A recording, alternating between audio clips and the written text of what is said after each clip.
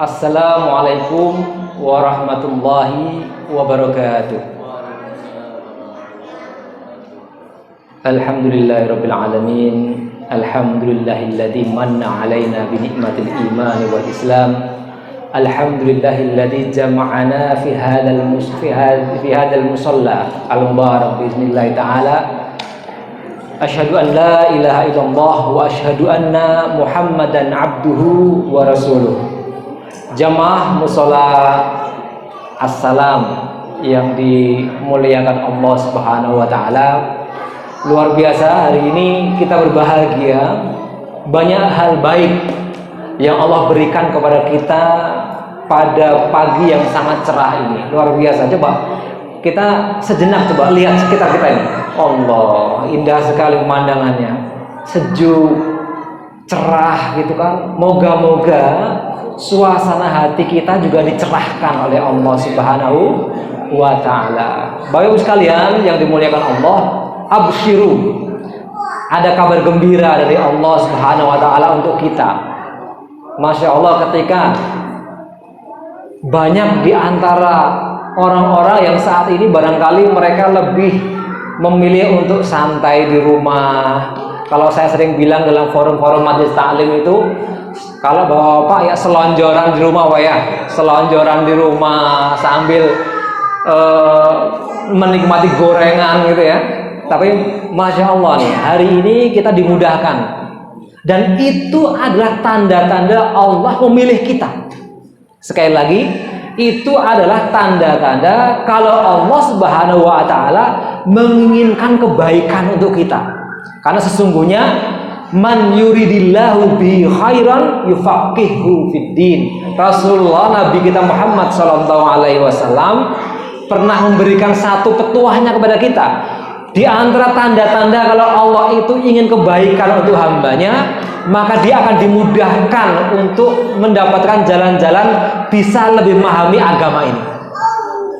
Jangan disangka, kadang-kadang orang atau kita ini seringkali terjebak dengan rutinitas.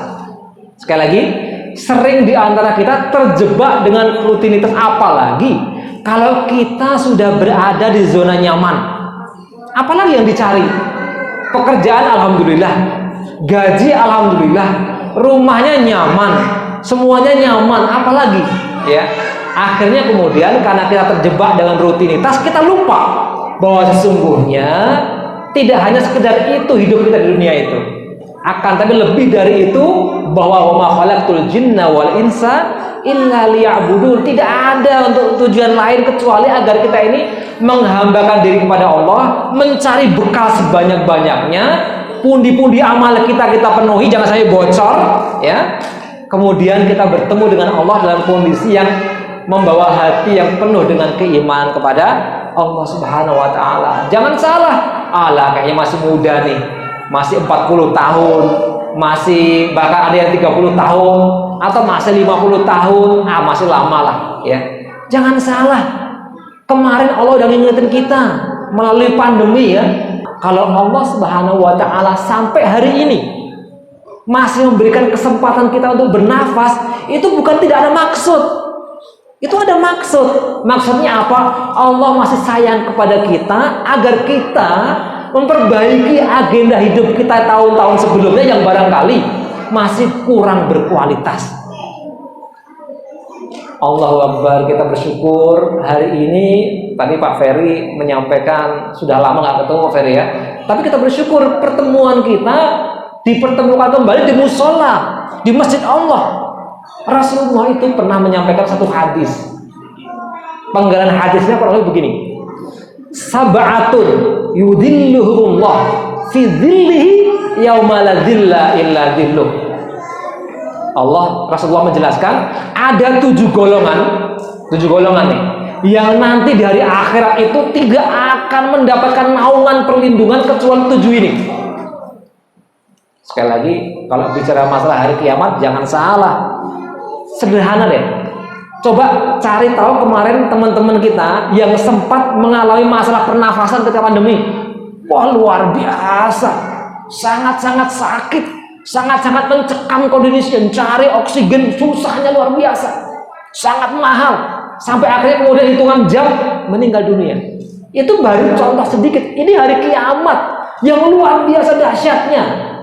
Ini ada obrolan di antara kita nih, ya, ada obrolan di antara kita. Moga-moga pandemi dengan izin Allah moga-moga terus melandai ya. Baik, kita teruskan ibu sekalian. Jadi hari kiamat itu dahsyat sekali, sangat dahsyat sekali. Jangankan kita masih bisa mikir, nggak bisa. Kenapa? Digambarkan seorang ibu yang lagi menyusui anaknya, itu udah nggak kepikiran anaknya lagi, ditinggal udah semuanya. Nah, ini kaitannya dengan Gunung Merapi nih. Saya masih ingat tahun 2005 atau 2004 ya. Saya waktu itu masih di luar negeri ya. Ada, bukan 2010 ya masalah yang terakhir ya, yang Mbah Marijan meninggal dunia itu, ya. Itu luar biasa, dahsyat sekali. Ketika ini uap panas yang orang sering sebut dengan wedus gembel itu ya, itu menghantam satu kampung. Kerbau itu hancur, tinggal tulang-tulangnya aja. Itu hanya Gunung Merapi ya. Ini hari kiamat, semuanya dibalik, semua dari dalam bumi dikeluarkan. Nah, dalam kondisi seperti itu hanya 7 golongan yang dapat perlindungan dari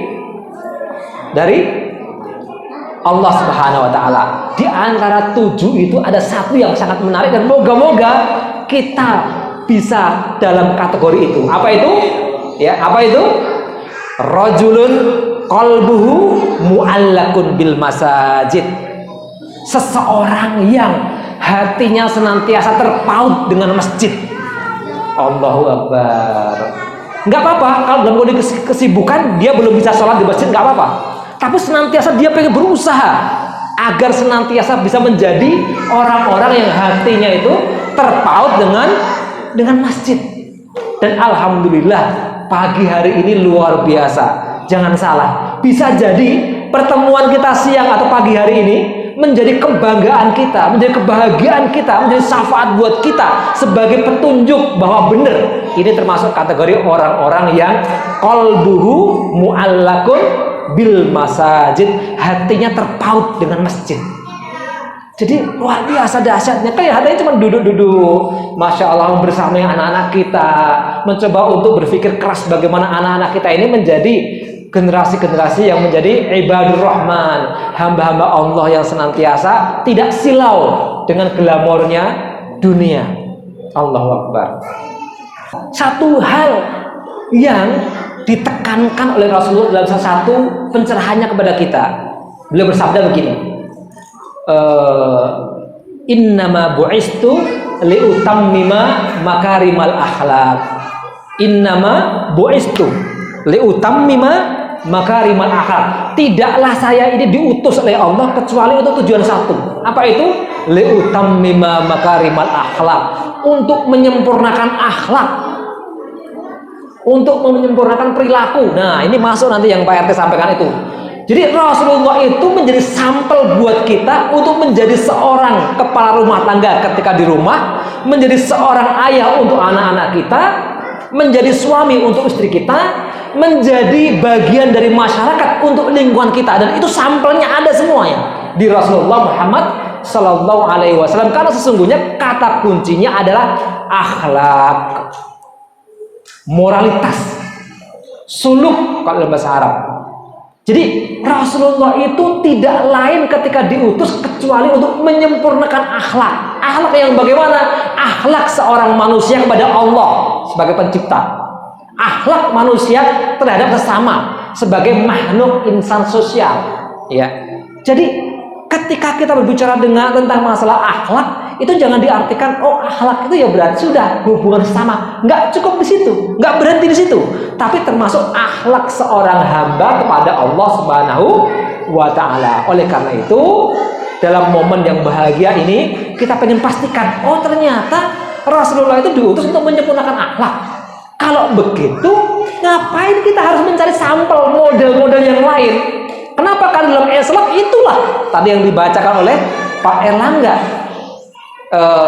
Laqad kana fi Rasulillahi uswatun hasanatun liman kana yarjullaha wa yaumal akhir.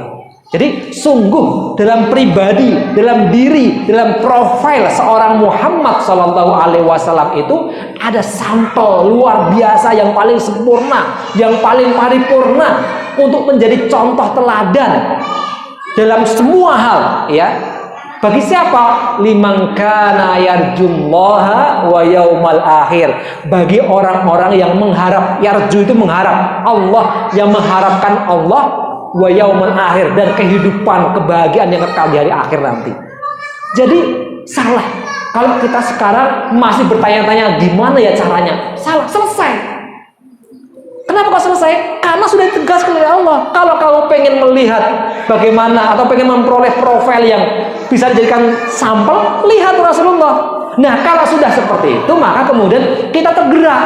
Ayo kita belajar sirah nabawiyah namanya. Apa itu sirah nabawiyah? Belajar tentang perjalanan hidup Rasulullah Muhammad Sallallahu Alaihi Wasallam ketika beliau menjadi seorang anak tadi. Bagaimana beliau dengan orang tuanya? Bagaimana beliau mengguidance para sahabat agar berperilaku yang tepat kepada orang tuanya. Jadi sekali lagi luar biasa seorang Muhammad Sallallahu Alaihi Wasallam. Beliau ini Rasulullah, pangkatnya itu paling tinggi. Tidak ada pangkat yang lebih tinggi selain menjadi utusannya Rasulullah SAW, utusannya Allah Subhanahu Wa Taala. Kalau sekarang itu ada istilah, kalau misalnya nih, kalau dalam dunia diplomat ya, ada istilah special envoy, ya kan? Utusan khusus Indonesia ke PBB. Itu kan jabatan prestis kan? Luar biasa nih, dia posisinya sebagai utusan khususnya gitu kan. Nah, ini Rasulullah ini utusannya Allah, Malikul Mulk, penguasanya dari penguasa-penguasa yang ada. Beliau dipilih oleh Allah, Al-Mustafa. Al-Mustafa itu artinya dipilih, yang terpilih dari sekian banyak umat manusia, bahkan dari sekian banyak para nabi dan rasul itu yang paling utama adalah Muhammad Sallallahu Alaihi Wasallam. Allahu Akbar. Nah, kemudian beliau ini disematkan Khatamun Nabiyyin sebagai akhir dari para nabi dan rasul. Artinya apa? Ketika Allah berfirman, wa raditu lakumul Islam madinah, dan aku Allah rela Islam itu menjadi agama buat kalian. Selesai sudah. Agama itu selesai. Islamlah yang terakhir, yang paripurna. Rasul yang terakhir adalah Muhammad sallallahu alaihi wasallam. Selanjutnya penerusnya adalah al-ulama. Makanya ada istilah al-ulama warasatul anbiya. Para ulama itu adalah pewarisnya nabi. Karena dia sebagai kubri, bridge, sebagai jembatan penerus antara nilai-nilai yang dipesankan Allah kepada para nabi dan rasulnya. Kemudian rasul nabi ini meninggal, diteruskan oleh para ulama sampai ke kita semuanya. Bagaimana seorang Muhammad Sallallahu Alaihi Wasallam yang sangat luar biasa posisinya di depan Allah, bahkan dijamin masuk surga. Ya, suatu ketika karena beliau lagi berdakwah, datang para penggede-penggedenya masyarakat, simpul-simpul masyarakat yang mereka terancam. Kenapa? Karena terancam, dia sangat takut kalau kemudian pengikutnya ikut ke Muhammad. Dia biasalah dalam kehidupan masyarakat kita, ada yang terganggu ketika ada tokoh muncul, gitu kan? Tapi bagi kita umat Islam nggak ada istilah begitu. Apalagi yang pengen makmurkan masjid. Kita bersyukur, alhamdulillah ada yang makmurkan masjid. Siapa aja yang bicara, yang selama itu berbicara tentang keislaman, ayo, alhamdulillah kita dorong, kita support. Apalagi kalau mau memakmurkan masjid, masya Allah, gitu kan? Itu semangat kita. Tapi ada beberapa kalangan masyarakat yang masih ada sifat jahiliyah. Itu kalau kemudian ada tokoh-tokoh baru, ya, itu kemudian takut kalau apa? Kalau pengaruhnya tereduksi, ya. Demikian itu terjadi ketika masa dakwah pertama. Rasulullah datang, para kaum kafir Quraisy itu mereka takutan. Akhirnya apa? Didatangilah Muhammad. Ya Muhammad, katanya, andai kata engkau memang pengen mencari kekuasaan, maka akan kasihkan kamu jabatan yang paling strategis. Kalau kamu pengen wanita, akan carikan pasangan yang paling cantik.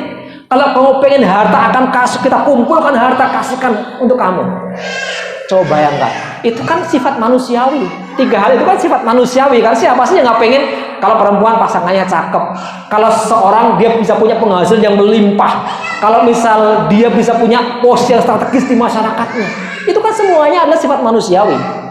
Dan kalau tidak karena keyakinan yang utuh dan memikirkan bagaimana amanah Allah kepada beliau, akan diterima. Tapi apa jawabannya? Enggak.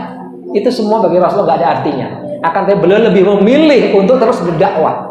dalam kondisi yang sangat terbatas sekalipun, sampai kemudian dikisahkan beliau ini jangankan ada spring bed yang empuk ya, beliau hanya tidur di atas tikar, Pak. Barangkali setiap kita masih ingat, jangan sekarang lah, dulu lah ketika kita masih bersama dengan orang-orang tua kita lah, tidur di tikar gitu kan. Kalau tidur, habis tidur kan ngecap di sini, ngecap bekas-bekas. Itulah Rasulullah, pelepah korma itu tempat tidurnya. Bayangkan orang yang paling spesial itu rela untuk umatnya agar dicontoh oleh umatnya untuk tidak berfoya-foya berlebihan, rela untuk kemudian tidur seadanya. Rumahnya sangat biasa sekali, sangat biasa sekali. Kehidupannya juga sangat biasa sekali. Dan yang paling utama lagi adalah beliau sudah dijamin masuk surga, tapi nggak mau untuk tidak menjadi contoh pada umatnya. Maka kemudian beliau tetap bangun malam, ya, sholat tahajud, puasa luar biasa terus dijaga. Kemudian bagaimana beliau bermuamalat, berakhlak dengan orang-orang Yahudi yang notabene itu berseberangan dengan beliau. Tapi ternyata ketika beliau mampu untuk memberikan sampel contoh bermoralitas yang baik, justru pada akhirnya orang Yahudi itu masuk Islam. Suatu ketika ada kisah sedikit. Ini sebelum nanti terakhir saya akan bicara masalah birrul walidain ya.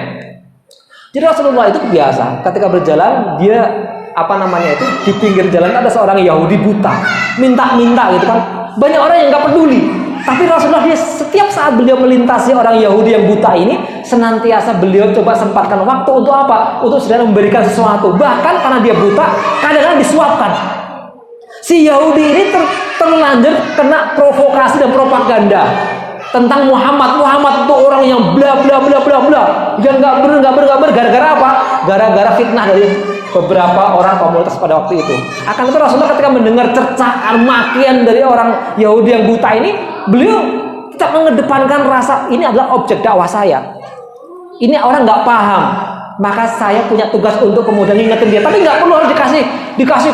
Oh nggak begitu kok. Oh nggak begitu kok. Beliau kasih contoh amal perbuatan nyata. Setiap saat dia dengerin si Yahudi mengumpat, mencaci dan seterusnya, dan pada saat itu juga senantiasa beliau imbangi dengan memberikan suapan makanan kepada orang itu. Sampai suatu ketika Rasulullah SAW dipanggil Allah meninggal dunia. Si Yahudi kehilangan seorang yang selama ini membantunya, menyuapi makanan, menyempatkan untuk mendengar keluh kesahnya. Sampai kemudian ada sahabat Abu Bakar lewat di situ, kemudian hal yang sama dilakukan pada orang Yahudi itu. Orang Yahudi nanya, saya kehilangan seseorang yang selama ini bla bla bla bla. Akhirnya dikasih tahu oleh Abu Bakar bahwa seseorang yang selama ini menyantuni kamu, menemani kamu, berikan makan kepada Allah Muhammad Sallallahu Alaihi Wasallam, yang setiap saat engkau caci di depan dia langsung. Begitu mendengar seperti itu, apa yang terjadi? Wallahi inni ushidu anna Muhammad Rasulullah. Saya bersaksi bahwa Muhammad adalah Rasulullah Sallallahu Alaihi Wasallam, ada utusan Allah dan tidak ada Tuhan selain Allah. Masya Allah. Itu adalah sepenggal kecil bagaimana seorang Muhammad Sallallahu Alaihi Wasallam pengen memberikan contoh pada kita semuanya. Wajar kalau kemudian bukan statement ya, penegasan bahwa Muhammad itu adalah uswah hasanah itu langsung dari Allah. Laqad kana lakum fi Rasulillahi uswatun hasanatun liman kana yarjullah wa yaumal akhir. Jadi sungguh dalam diri Muhammad itu ada sampel luar biasa dahsyatnya untuk kita semua, untuk semuanya. Baik itu mereka kalangan bawah, kalangan menengah, atau kalangan atas. Jangan disangka ya Bapak Ibu sekalian ya, Rasulullah itu kan ya beliau kan bukan orang kaya raya, hanya terbatas. Jangan salah. Jadi beliau itu punya jatah setiap kali ya. Ada misalnya ada satu orang-orang kafir Quraisy menyerang Rasulullah, kemudian menang Rasulullah. Kan rampasannya kan dibawa umat Islam kan. Itu ada jatah untuk Rasulullah, tapi beliau nggak ambil. Harusnya itu jatahnya itu ada. Nanti silakan dibuka di surat Al-Anfal ya. Bagaimana pengelolaan harta rampasan perang. Tapi walaupun oleh Allah sudah diberikan legalitas, ada jatahnya Rasulullah, tapi beliau nggak ambil untuk pribadinya, dibagi-bagikan untuk masyarakatnya. Sampai suatu ketika beliau itu membagikan kepada orang-orang Ahlul Madinah, orang Makkah yang ikut hijrah agak sedikit cemburu. Ya Rasulullah, kenapa engkau berikan kepada Ansor, sementara engkau memberikan kepada orang Muhajirin? Apa kata Rasulullah? Wahai sahabatku Ansor, bukan Muhajirin, orang-orang Makkah yang ikut ke Madinah ya. Wahai sahabatku Muhajirin, apakah kamu tidak merasa cukup aku berada di tengah kalian? Ataukah kamu pengen lebih mementingkan harta itu. Ketika mendengar seperti itu, kemudian mereka para menangis. Kenapa? Karena beliau sadar bahwasanya keberadaan Rasul di tengah mereka itu adalah suatu kenikmatan yang tidak ada taranya. Allahu Akbar. Inilah Bapak sekalian, bagaimana seorang, nah ini juga luar biasa lagi, seorang Muhammad SAW dalam kehidupan Rasulullah itu ada lebih dari 770 kali beliau harus menghadapi peperangan. Dan di 70 kali peperangan itu beliau tidak mencontohkan senantiasa di belakang, enggak, beliau di depan.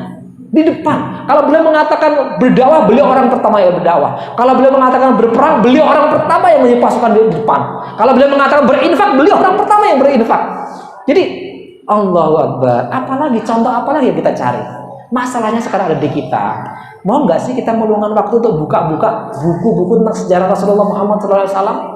Nah, ini yang barangkali menjadi PR buat kita semuanya. Baik sekalian. Tadi di awal kajian kita saya sampaikan bahwa Rasulullah pernah menegaskan innama bu'istu liutammima makarimal akhlak. Sungguh tidaklah saya diutus ini kecuali untuk menyempurnakan akhlak. Akhlak yang bagaimana? Akhlak antara seorang hamba kepada sesama manusia dan akhlak seorang hamba kepada Allah Subhanahu wa taala. Itulah tugas utama Rasulullah Muhammad SAW. Nah, kaitannya dengan apa yang sudah sama-sama kita ketahui, kita pengen sedikit lebih mendalam lagi mengkaji tentang birrul walidain. Masya Allah, Bapak Ibu sekalian, alhamdulillah bersyukurlah pagi hari ini kita mendengar tazkirah, mendengar tausiah tentang birrul walidain, tentang berbakti kepada orang tua. Luar biasa. Karena Allah Subhanahu wa taala dalam salah satu ayatnya Allah menegaskan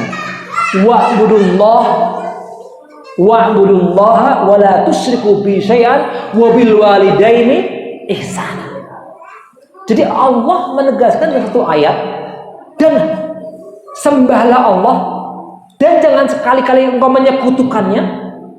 Nih, saya kalau berbicara masalah menyekutukan ini penting ya, karena ini tidak ada dosa yang lebih besar kecuali dosa syirik ya, dosa syirik. Oleh karena itu, kalau yang di antara kita yang masih percaya dengan yang namanya orang-orang pinter, ya, masih percaya dengan klenik-klenik, masih percaya yang sifatnya itu menyekutukan Allah, maka saya ingatkan untuk saya pribadi dan kita semuanya, ayo jangan sampai kita terjebak dengan kondisi seperti itu. Kenapa? Karena itu termasuk yang paling berat, dosa yang paling berat. Kalau kita nggak sempat bertobat dari itu, maka tidak akan pernah diampuni oleh Allah Subhanahu wa taala. Dosa syirik itu ya. Baik. Jadi dalam ayat ini Allah berfirman wa'budullaha wa la tusyriku bi syai'an wa bil walidaini ihsana. Luar biasa posisi bagaimana kita harus menjaga moralitas kita kepada orang tua kita ya. Allah menegaskan dan sembahlah Allah dan jangan sekali-kali engkau menyekutukan Allah. Setelah itu disambung wa bil walidaini ihsana, dan dengan kedua orang tua jagalah, berbaktilah kepada mereka. Artinya apa? Berbakti kepada kedua orang tua itu posisinya oleh Allah disejajarkan, diletakkan setelah penghambaan kepada Allah. Itu menunjukkan begitu sangat pentingnya. Kalau ada di antara kita pengen rezekinya dimudahkan, segera berbakti kepada Allah, berbakti kepada orang tuanya, karena itu adalah kunci ya, kunci agar kita dimudahkan. Ridallah fi ridal walidaini, ridhonya Allah itu ada di ridhonya kedua orang tua ya. Jadi sekali lagi, berbakti kepada kedua orang tua itu bisa dilaksanakan ketika masih hidup ataupun setelah sudah meninggal dunia. Jadi kalau misal nih, seringkali kita kan apalagi ya, kalau kita sudah sekarang ini sudah punya anak-anak sendiri, sudah punya keluarga sendiri ya, sementara orang tua kita sebenarnya masih ada. Ini sebenarnya adalah kesempatan yang luar biasa. Rasulullah SAW sebagai bentuk pelajaran moralitas kepada kita pernah mengatakan begini, roghima anf, apa itu? Celaka.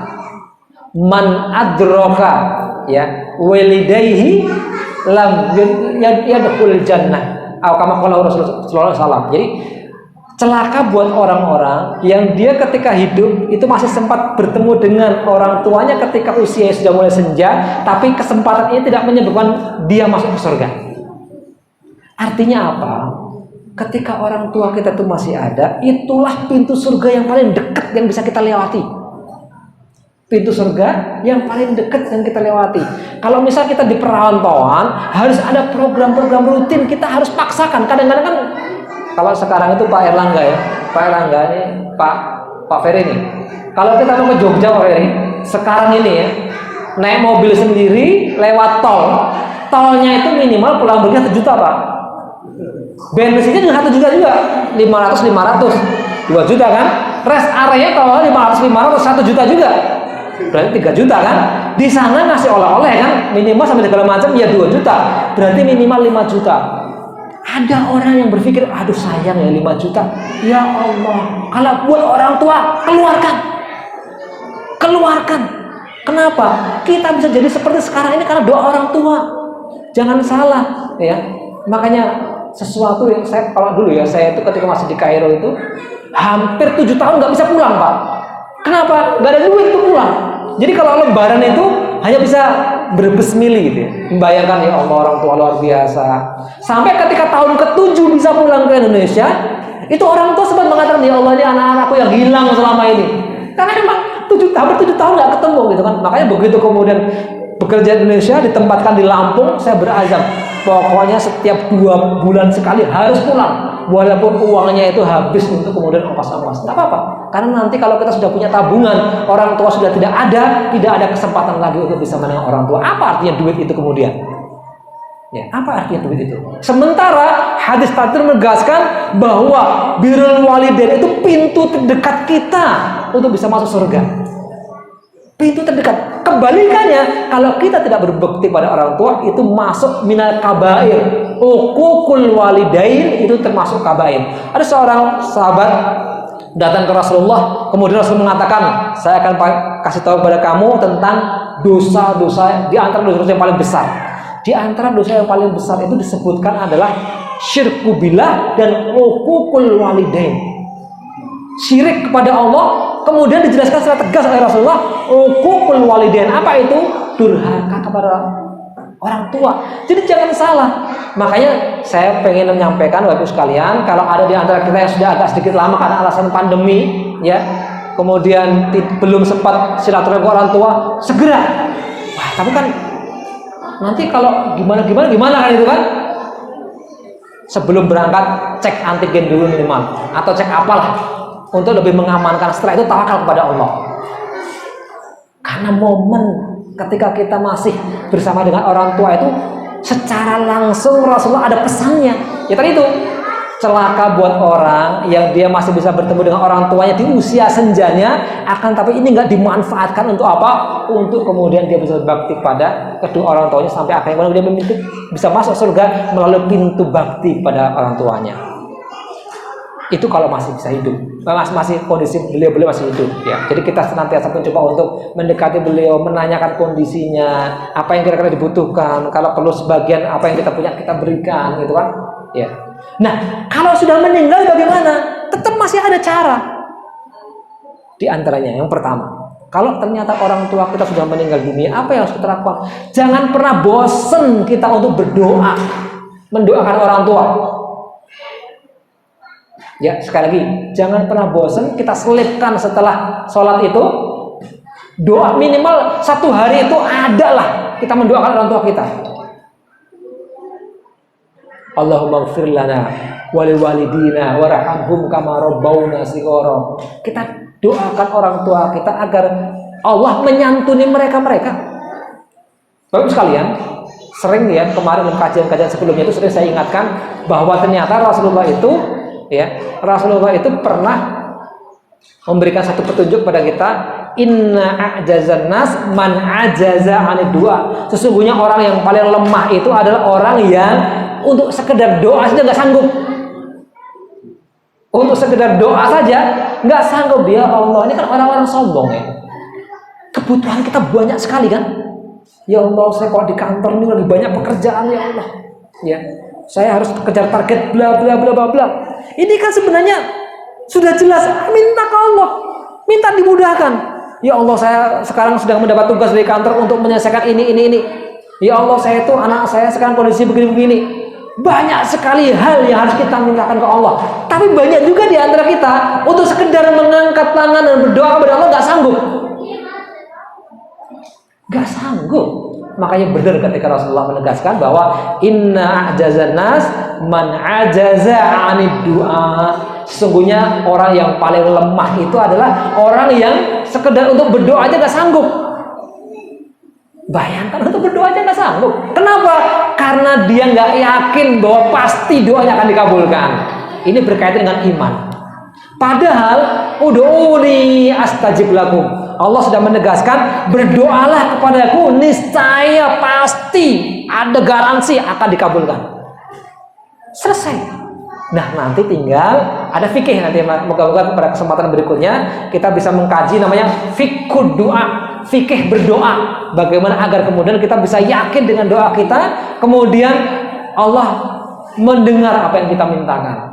Karena memang doa itu ada yang kalau pasti dikabulkan pasti, akan tapi ada yang muajjal, ada yang disegerakan, ada yang ditunda sebentar karena Allah tahu kalau dikasih sekarang akan lebih banyak mandorotnya daripada kebaikannya. Ada yang kemudian dijadikan tabungan baru dibuka ketika nanti di akhirat nanti. Ada dalam hadis dikatakan orang terkaget-kaget, loh ini apa ini? Ini doa-doa kamu yang belum sempat terkabulkan di dunia.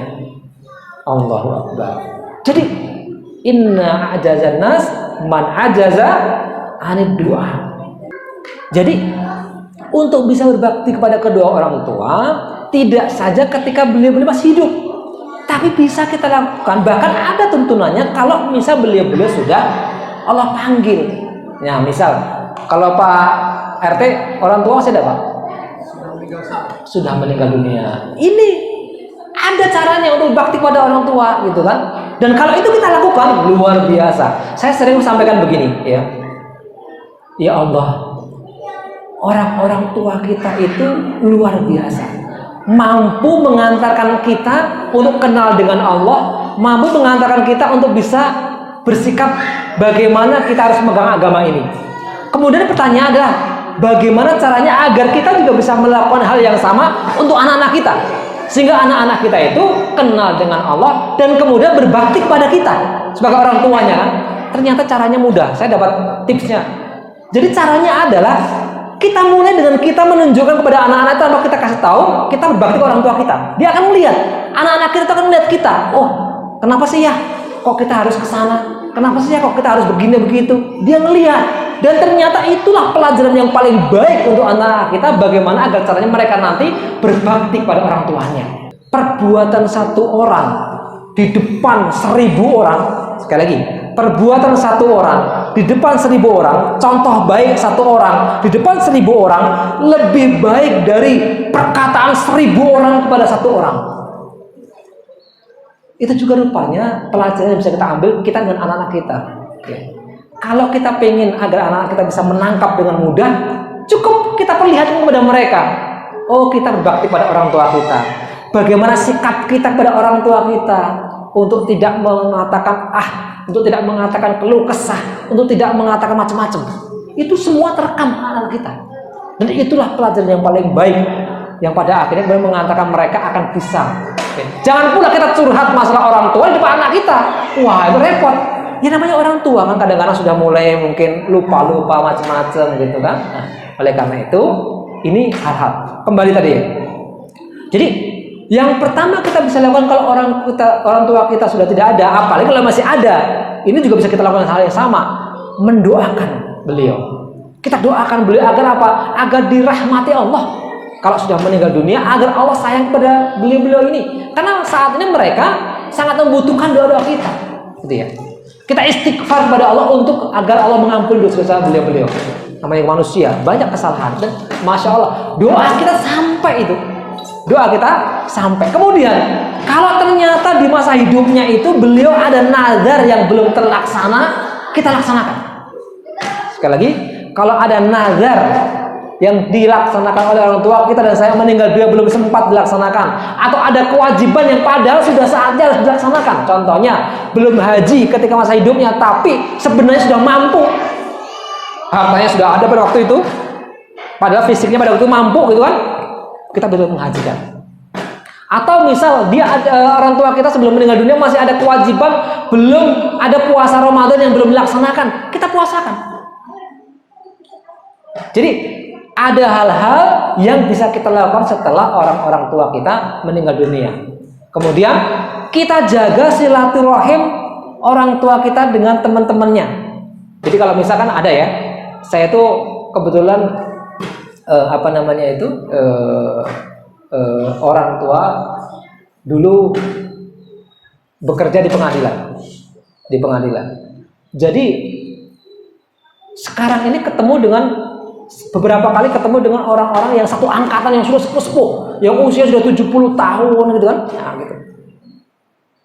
Kita kalau ketemu dengan beliau-beliau teman-teman orang tua kita itu, berangkat dari pemahaman kita itu bahwa Rasulullah memerintahkan kepada kita untuk silaturahim orang-orang yang menjadi teman-temannya orang tua kita.